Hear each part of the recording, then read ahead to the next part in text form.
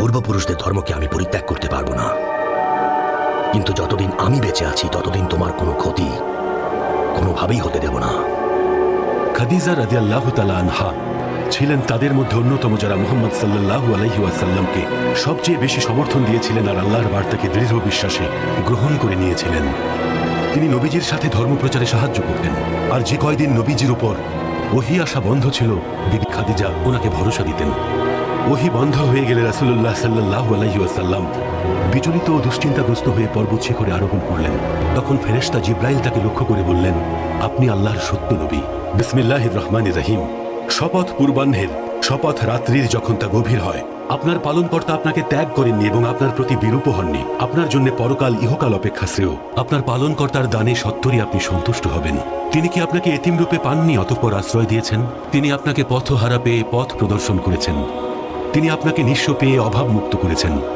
সুতরাং আপনি এতিমের প্রতি কঠোর হবেন না এবং সওয়ালকারীকে কখনোই ধমক দেবেন না, আর প্রকাশ করুন আপনার পালনকর্তার নেয়ামতের কথা।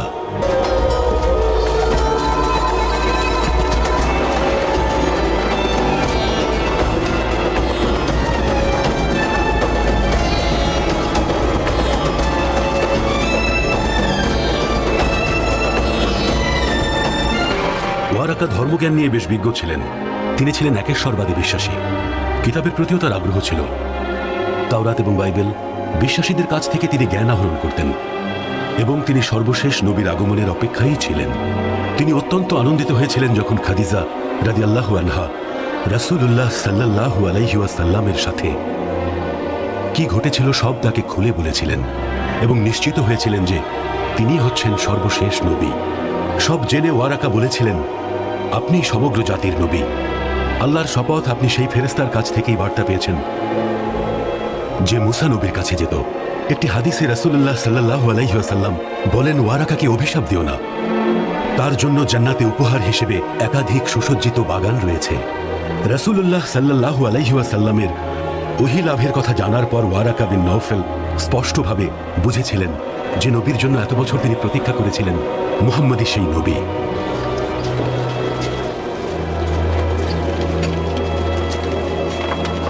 আমার প্রিয় পুত্র মুহাম্মদ এবং তার সাথে আলী এভাবে মাটিতে কেন সেজদা দিচ্ছে?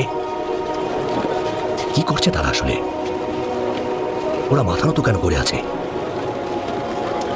এমন প্রার্থনা তো কুরাইশদের আগে কখনো করতে দেখিনি।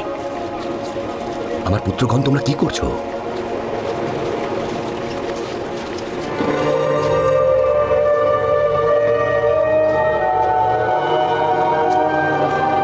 আমি এতক্ষণ দাঁড়িয়ে দাঁড়িয়ে তোমাদের লক্ষ্য করছিলাম, দেখছিলাম আলী আর তোমার সেজদা করা, মাথা নত করা আর দাঁড়িয়ে থাকার অন্যরকম ভঙ্গিমা।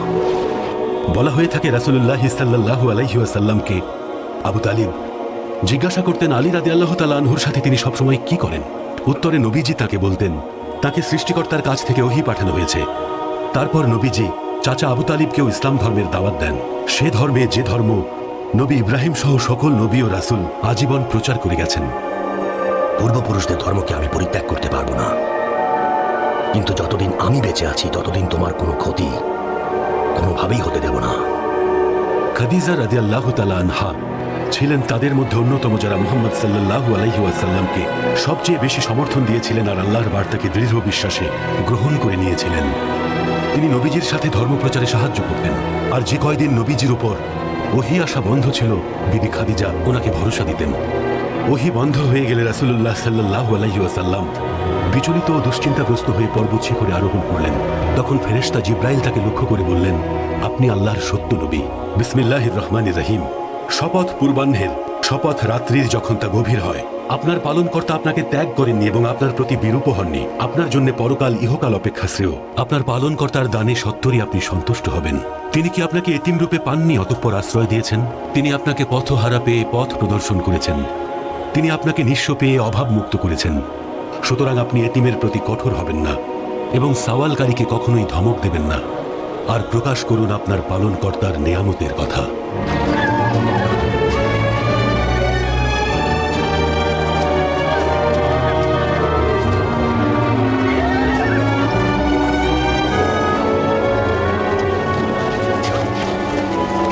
কোথায় যাচ্ছ আবু যর? মক্কায় যাব। হঠাৎ মক্কায়? হজের তো কোনো সময় হয়নি, ওমরা করতে যাচ্ছ নাকি? মক্কায় কিছু গুরুত্বপূর্ণ ঘটনা ঘটছে, সেগুলো আমি দেখতে চাই। মক্কায় কি করছে? মনে হচ্ছে তুমি কিছু জানো আবু যর। এখন তো এসব আরবের প্রায় সবাই জানে। আচ্ছা আসি তাহলে, ভালো থেকো।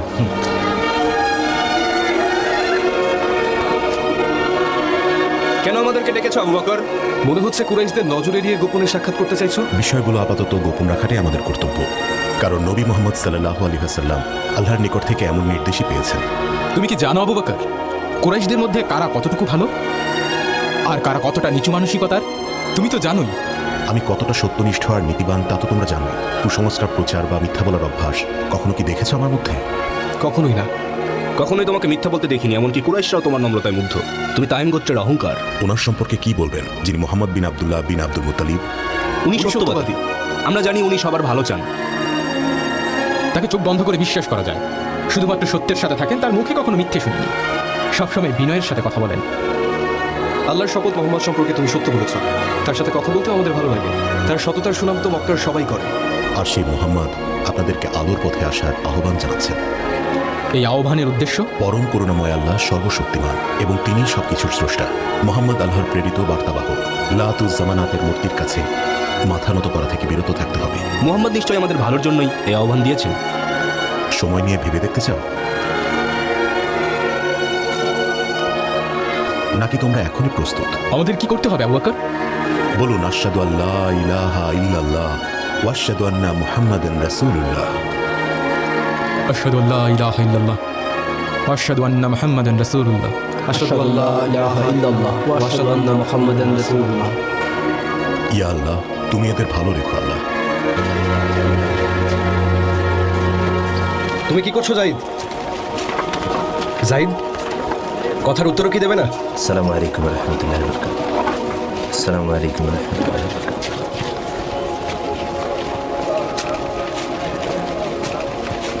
কি খবর বেলাল? জাহিদ, তুমি এসব কি করছিলে বলো তো? বলা ঠিক হবে না বেলাল। বলা ঠিক হবে না? তুমি কি ভাবছো আমি অন্যদের বলে বেড়াবো? আমাকে বলতে পারো, হয়তোবা এতে আমাদের দুজনের জন্য ভালো কিছু হতে পারে। তুমি গোপন রাখবে তো বেলাল? তোমাকে লাত আর উজ্জার কসম দিলাম।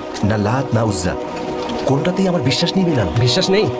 তাহলে হুবাল নয়তো মানাত বা অন্য কোনো কোনো মূর্তির উপরেই আমার বিশ্বাস নেই। আমি পুরোপুরি বদলে গেছি। নিশ্চয়ই নতুন কিছু জেনেছো, আমাকে বলো জাহিদ। শুনো বেলাল, মহান আল্লাহ এক এবং অদ্বিতীয়, তার কোনো শরীক নেই। তিনি আমাদের সৃষ্টিকর্তা, ফিরে যাব তার কাছেই। আমাকে আরো কিছু বলো।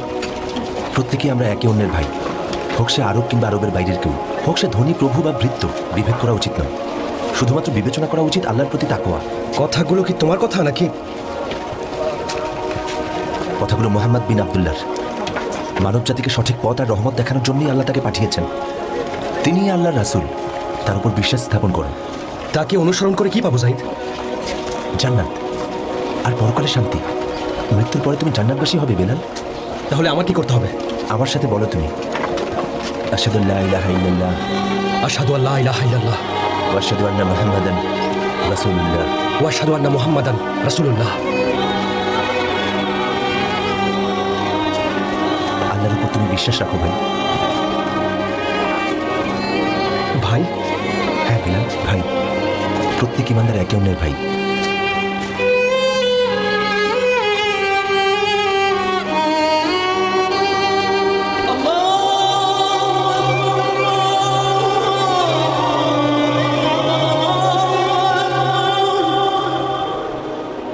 জাহিদ, হে জাহিদ বিন হারিসা।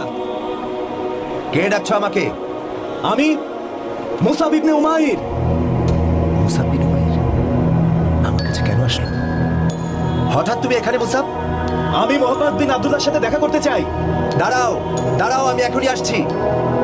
মোহাম্মদ ধর্মীয় বিশ্বাসের যে ধারণা নিয়ে এসেছে সেটা কুরাইশদের আদর্শ থেকে ভিন্ন।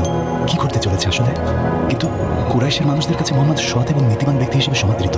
পাপ কাজ থেকেও নিজেকে দূরে রাখে। আমার মন বলছে তার দ্বারা কোনো ভুল কথা বা কাজ সম্ভব না।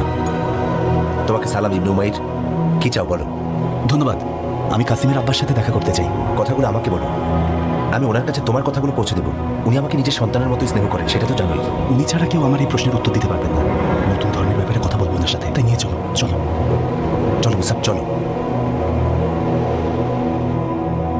আম্মা, আম্মা, আপনার ভাতিজা মোহাম্মদ সম্পর্কে আমাকে কিছু বলুন। তুমি তোমার মামাতো ভাই সম্পর্কে কি জানতে চাও বলো জুবাইর? আমি তার জন্ম থেকে এই পর্যন্ত সবকিছু সম্পর্কে জানতে চাই। মনে হচ্ছে আমার আদরের জুবাইর কিছু নিয়ে ভাবছে। তার সম্পর্কে বলুন আম্মা। আসো বসে কথা বলি। বাবা জুবাইর, আল্লাহর শপথ আমি সবসময় সত্য বলি আর কখনো মিথ্যা বলিনি। মাতৃগর্ভে থাকা অবস্থায় এমন সব আশ্চর্যজনক ঘটনা ঘটছিল যে সবাই তাকে নিয়ে কথা বলছিল। মোহাম্মদের মা স্বপ্নে একটা নূর দেখতে পেয়েছিল। সেই নূর তার ভেতর থেকে বেরিয়ে বাইরের প্রাসাদগুলো আলোকিত করেছিল। আল্লাহর অশেষ রহমতে দুগ্ধ পশু হিসেবে সে বেড়ে উঠেছিল সাত গোত্রের কাছে, যেই গোত্রে গবাদি পশুগুলো একটা ফোঁটাও দুধ দিত না। মোহাম্মদ যখনই ঘরে আসলো পশুগুলোর দুধ পাটে পরিপূর্ণ হলো। মরুভূমিতে এলো সবুজের ফলন, হালিমারও পরিপূর্ণ দুধ আসলো। আর এভাবে হালিমা স্নেহে মোহাম্মদ বড় হতে থাকলো। আমরা কখনোই তাকে পাপ কাজ অথবা মিথ্যা বলতে শুনিনি। বাল্যকাল থেকেই সে সবার বিশ্বাস রাখে। কখনোই কুরাইশদের অন্যান্য বালকদের মতো সারা বতবা রাতের আড্ডায় যেত না। সর্বোপরি সে একজন বরকতময় ও সাহসী মানুষ। ছোট বড় সবার সাথে বিনয় আচরণ করে। সে সবার প্রতি দয়ালু আর লোক দেখানো উপকার একদমই পছন্দ করে না। সঠিক জায়গায় সঠিক কথা বলে, সবাইকে সাহায্য করে। কোনো ধরনের অনৈতিক কাজ করেছে এমনটা কখনো শুনিনি। যখনই কেউ বিপদে পড়েছে তখনই তার পাশে দাঁড়িয়েছে। আমি যাচ্ছি তার কাছে। কি বলছো? কেন তুমি যাবে তার কাছে? কারণ আমি তার ধর্মের আহ্বানে সাড়া দিতে চাই। তোমার চাচা নওফেল শুনলে আসাদ গোত্রের ছেলে হয়ে তুমি এই কাজ কিভাবে করবে? ওয়ারাকা আসাদ গোত্রের ছিলেন। আমার মা সাফিয়া বিনতে আব্দুল মুত্তালিবের মতো মহিয়সী নারী খাদিজা বিনতে খোয়াইলিদও আসাদ গোত্রের। আল্লাহ শপথ আমি ভয় পাই না, আমি অবশ্যই যাব। আল্লাহ তোমার সহায় হোক।